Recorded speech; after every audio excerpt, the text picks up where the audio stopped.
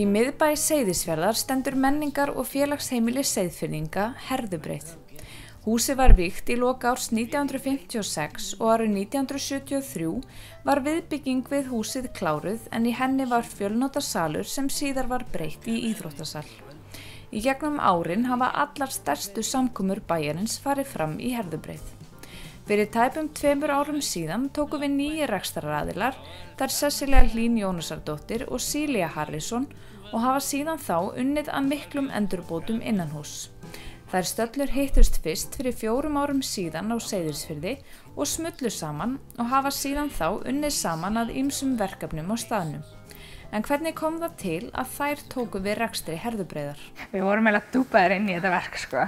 Við létum plata okkur svakalega, sko. Við vorum bara eitthvað svona, þú veist, með okkur verkefni og vorum bara eitthvað svona, þegar Lungaskólinn er búin að vera ótrúlega mikið í þessu húsi og þeim fannst einhvern veginn svona bara komið tími til þess að taka við og gera eitthvað almennilegt í húsinu. Þannig að þeir einhvern veginn samfærðu Silju að hún væri bara nákvæmlega manneskjan og að hún og ég í rauninni saman væri manneskjurnar sem myndi geta gert þetta. Og við bara einhvern veginn, þú veist, og Silja var svo spennt og kom til mín bara eitthvað, ég held við ættum bara að taka þetta verkefni með okkur. Og ég bara eitthvað svona, já, en samt alltaf bara er það, af því að þetta er alveg hjúts verkefni, sko, af því að þegar við tókum þessu húsi þá leit ekki svona út, bara langt frá því, sko. Sesselja og Silja hafa gert heilmargt fyrir húsið og þær byrjuðu á því að þrífa og mála allt saman og breyta lýsingunni. Hún segir allt innanhús hafi verið orðið frekar gamaldags og löngu kominn tími á að endurnýja ýmislegt. Og lyktin henni var svo skelfileg, ég fekk sko tár í augun þegar ég labbaði inn í húsið í hvert skipti, sko. Þannig að við byrjum á þessu. Byrjum bara að mála og þrífa og aðeins bara að lyfta upp, þú veist, smíðum húsgögn bara sjálfar. Við áttum náttúrulega engan pening, þannig að við gerðum allt sjálfar fyrst til að byrja með. Fengum bara styrk fyrir málingu, frá fiskvinnslustunni og bara dag og nótt til að gera þetta.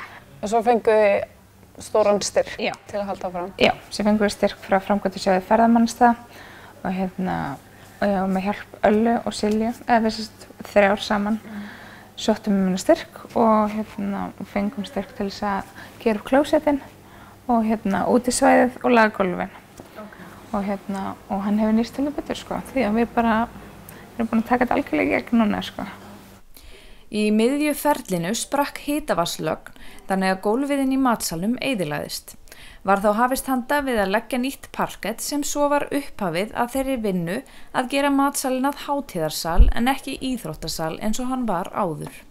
Og þar leðandi fengum við glugga og erum að fara að flytja eldhúsið. Það er núna baksviðis, þar sem sviðið er, meikar ekkert sens. Þannig að við erum að fara að færa það þar sem það var upprunalega. Og búið til þá og taka sviðið þau gegnum í bíósalnum og vera með bara baksviðis fyrir leikfélagið og bara fyrir það sem hafa áhuga með sýningar og svona. Það munar heldur betur nýju gluggana í salnum en lokað hafði verið fyrir þá með plötum svo engin náttúruleg birta komst þar inn. Þetta var íþróttasalur í gamla daga og þannig að það var búið að setja plötur fyrir glerin, í staðinn fyrir glerin í rauninni, í gamlu gluggana og okkur fannst það ekki alveg nóg gott. Og vildum fá náttúrulega birtu inn í þennan stóra sal. Þannig að við létum pantaðan fyrir okkur nýja glugga og það var að vera að klára að setja það í bara núna í maí.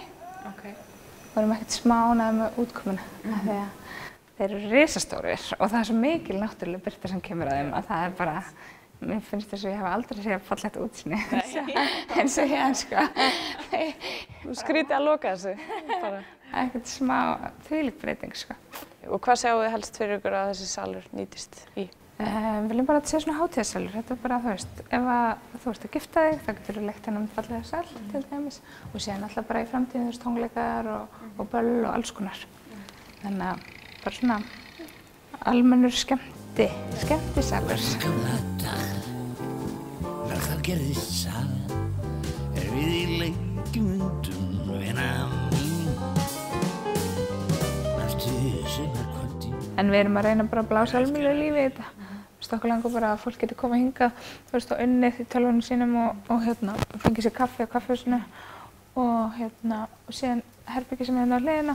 Okkur langar að búa til svona vinnurými þannig að fólk geti, þú veist, dreift líka úr sér eða bara, þú veist, með saumaklúbbi eða whatever. Og það getur að fara þangað og bara dreift úr sér og loka. Og síðan ætlum við að reyna að endurvekja líka bíóið. Við erum komin með nýja sýningavél, mjög spennandi, þannig að vonandi í vetur getum við fara að sýna bara, þú veist, bíómyndir sem eru í bíóhúsunum. Já, og síðan erum við bara, þú veist, stefnum við á að fara bara að fylla salina með einhverju alls konar skemmtilegu, tónleikum og leiksýningum. Í vetur þá? Já, bara ætlum að byrja í vetur og hægt og rólega bara, þú veist, auka. Það var mikið líf í húsinu þegar við kíktum við en Sesselja og félagar voru nýbúin að taka á móti hópi af erlendum krökkum sem komu til þess að taka þátt í lungahátíðinni eða listahátíð ungs fólks á Austurlandi. Á veturna önnur hæð Herðubreiðar reyndar nýtt undir starfsemi lungaskólans. Komu krakkar frá 5 löndum og eru með Youth Exchange program. Þetta Youth Exchange program sem þau koma inn aðeins fyrir áður en að restin síðan að nemendum kemur, þau koma sunnudaginn og byrja mánudaginn og eru að gera verkefni. Mjög spennandi og skemmtilegt.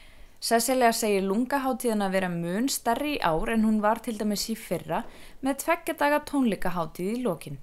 Það verður því nóg að gera hjá hennar teymi á næstunni og við hlökkum til að fylgjast áfram með starfsemi Herðubreiðar á komandi árum.